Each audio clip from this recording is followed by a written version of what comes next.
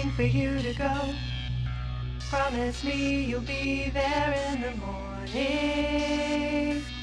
Wait, my words were just for show. Hi, I'm Gareth Dyton and I'm joined today by episode 8, and we're here to talk about this fantastic album from this Western Supermare duo. It's going to be released by SWND Records.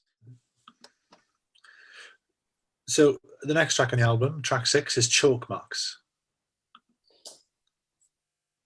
So I think this is the first one I actually remixed that was your own track, I believe, after the Duran Duran cover.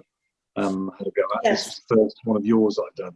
And that was a few years ago now. I think this is the one that started the full collaboration, I guess, and the with the little rappy bit in the middle, which and my kind of original version is completely a cappella.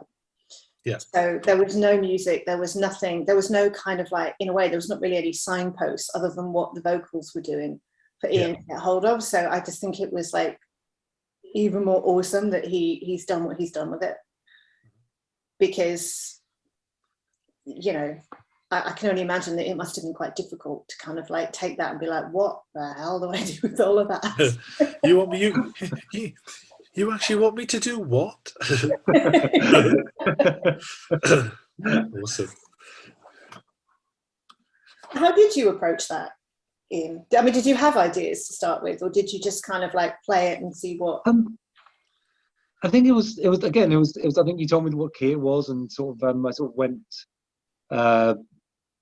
but I looped up the vocals with like a little like metronome going through it, and then just sort of like try to build on it and sort of come up with ideas, find like some drum loops to mix with it, and it was just building it on, knowing that because you didn't have music to it, I almost had like a blank canvas, which I found easier in a way because I didn't have that initial, you went up there when I should be going up there, but I've gone down in the chords, and so it was quite liberating, but also concerning because it was the first time I'd remixed one of your tracks rather than another, literally taking your vocals and putting music underneath. So it was all that nerve-wracking of sending it to you going, what do you think?